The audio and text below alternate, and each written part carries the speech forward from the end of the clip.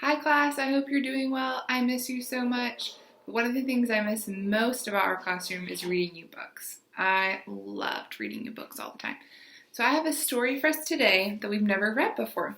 It's called The Library Lion by Michelle Nunston and illustrated, what does illustrated mean? You're right, yeah, with illustrated means wrote the pictures. Illustrated by Kevin Hawkes.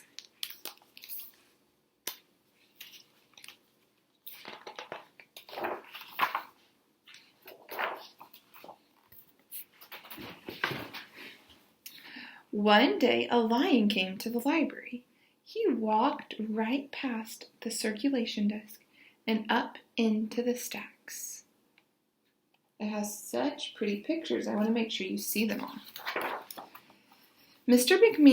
McBee ran down the hall to the head librarian's office. "Mrs. Merriweather," he called. "No running," said Mrs. Merriweather without looking up. "But there's a lion," said Mr. McBee, "in the library." "Is he breaking any rules?" asked Mrs. Merriweather. She was very particular about rule breaking. "Well, no," said Mr. McBee. "Not really." "Then leave him be." A lion in a library. How silly. The lion wandered all around the library. He sniffed the card catalog. He rubbed his head against the new book collection. Then he paddled over to the story corner and went to sleep. No one was sure what to do. There weren't any rules about lions in the library.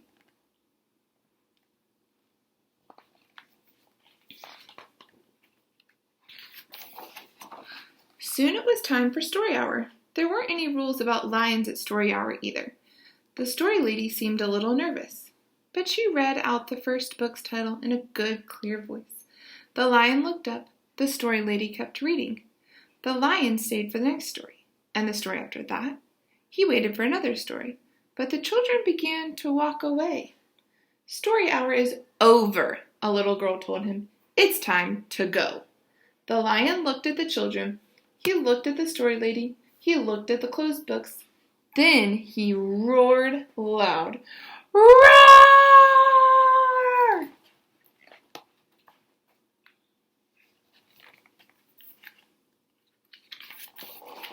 Mrs. Merriweather came striding out of her office. "Who is making that noise?" she demanded. "It's the lion," said Mr. McBee. Miss Merriweather marched over to the lion. "If you cannot be quiet, you'll have to leave," she said in a stern voice. "Those are the rules." The lion kept roaring. He sounded sad. The little girl tugged on Mrs. Merriweather's dress. "If he promises to be quiet, can he come back for story hour tomorrow?" she asked.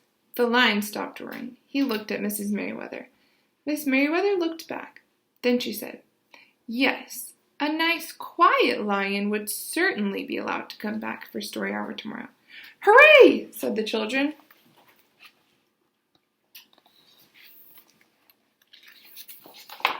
The next day the lion came back. "You're early," said Mrs. Merriweather. "Story hour is not until 3 o'clock." The lion didn't budge. "Very well," said Mrs. Merriweather. "You might as well make yourself useful." She sent him off to dust the encyclopedias until it was time for story hour. The next day the lion came early again. This time Mrs. Merriweather asked him to lick all the envelopes for overdue notices.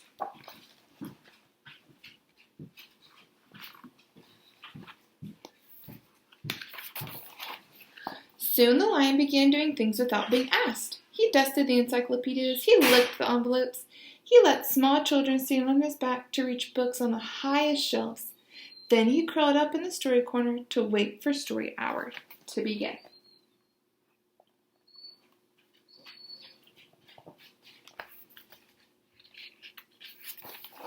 At first, the people in the library were nervous about the lion, but soon they got used to having him around. In fact, he seemed very suited for the library. His big feet were quiet on the library floor. He made a comfy backrest for the children at story hour, and he never roared in the library anymore. "What a helpful lion," people said.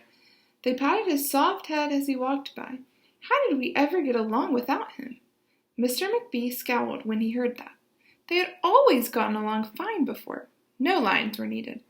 Lions, he thought, could not understand rules. They did not belong in the library. Give me a thumbs up if you think lions belong in the library, and a thumbs down if you think lions do not belong in the library. One day, after he had dusted off the encyclopedias and licked all the envelopes and helped all the small children, the lion padded down the hall to Miss Merriweather's office to see what else there was to do. There was still some time left before story hour. "Hello, Lion," said Mrs. Merriweather. "I know something you can do. You can bring a book back into the stacks for me. Just let me get it down from the shelf." Mrs. Merriweather stepped up onto the step stool. The book was just out of reach. Mrs. Merriweather stood on her toes. She stretched out her fingers. "Almost there," she said. Then Mrs. Merriweather stretched a little too far. What do you think is going to happen to Miss Merriweather? "Ouch!" said Mrs. Merriweather softly. She did not get up. "Mr. McBee!" she called after a minute. "Mr. McBee!" But Mr. McBee was at the circulation desk. He could not hear her calling. "Lion!" said Mrs. Merriweather. "Please go and get Mr. McBee." The lion ran down the hall. "No running," Miss Merriweather called after him.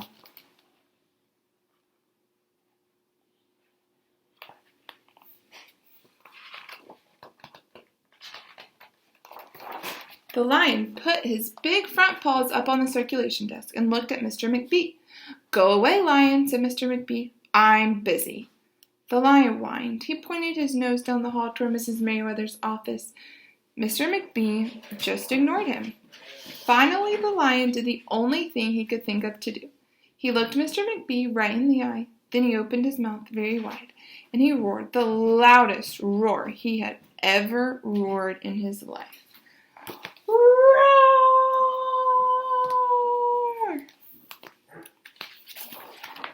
Mr. McBee gasped. "You're not being quiet," he said to the lion. "You're breaking the rules." Mr. McBee walked down the hall as fast as he could. The lion did not follow him. He had broken the rules. He knew what that meant. He hung his head and walked towards the doors. Mr. McBee did not notice. "Miss Merriweather," he called as he walked. "Miss Merriweather! The lion broke the rules! The lion broke the rules!"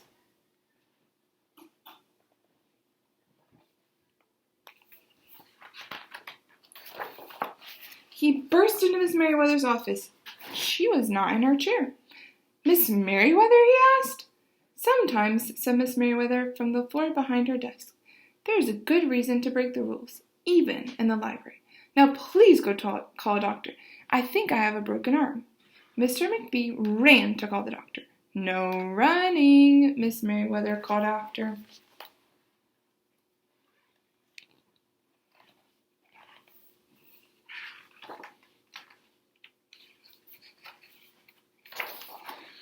The next day, things were back to normal. Almost. Miss Merriweather's left arm was in a cast. The doctor had told her not to work too hard. "I will have my lion to help me," Miss Merriweather thought. But the lion did not come to the library that morning.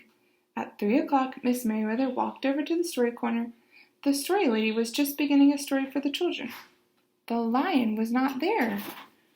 Where do you think the lion went?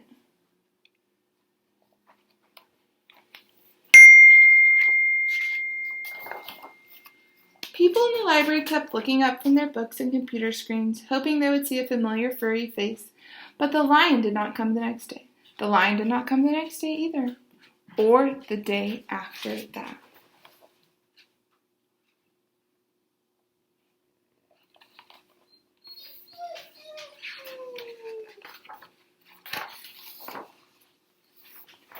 One evening, Mr. McBee stopped by Mrs. Merriweather's office on his way out. "Can I do anything for you before I go, Miss Merriweather?" he asked her. "No, thank you," said Mrs. Merriweather. She was looking out the window. Her voice was very quiet, even for the library. Mr. McBee frowned as he walked away. He thought there probably was something he could do for Miss Merriweather, after all.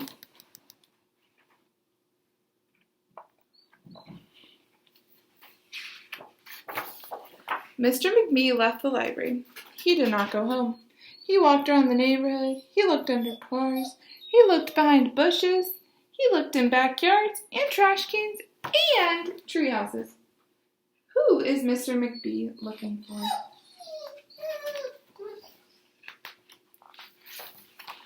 Finally, he circled all the way back to the library. The lion was sitting outside, looking in through the glass door. "Hello, Lion," said Mr. McBee. The lion did not turn around. "I thought you might like to know," said Mr. McBee, "that there is a new rule at the library. No roaring allowed, unless you have a very good reason. Say, if you're trying to help a friend who's been hurt, for example." The lion's ears twitched. He turned around, but Mr. McBee was already walking away.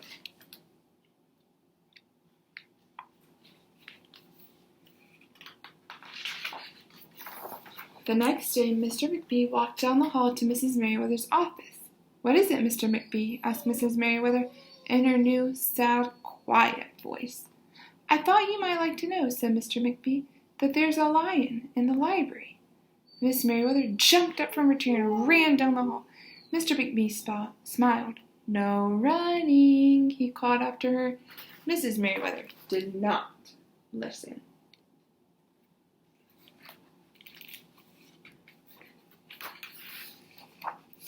Sometimes there was a good reason to break the rules, even in the library. The end. This book is new to Miss Nash, and this is one of my new favorite books. I think it's so sweet when we help other friends, especially when they're hurt. So I want you to be thinking of ways this week that you can help other people at your house. I love you so much, and I miss you. Bye.